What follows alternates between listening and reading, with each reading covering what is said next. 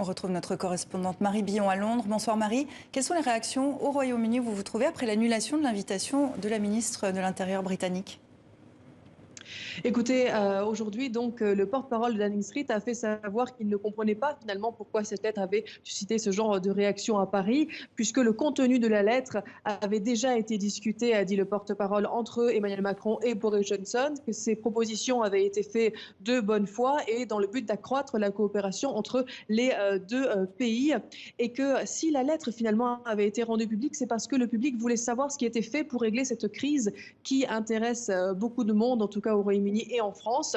En tout cas, l'idée de retirer l'invitation à la ministre de l'Intérieur britannique, la rencontre de dimanche prévue à Calais, pourrait ne pas faire changer d'avis ceux qui pensent, comme l'a écrit le Daily Telegraph, un journal de droite, que Emmanuel Macron pourrait régler la crise des migrants s'il le voulait vraiment. Alors le Brexit a été voté en partie sur la question migratoire. Comment réagissent les Britanniques ?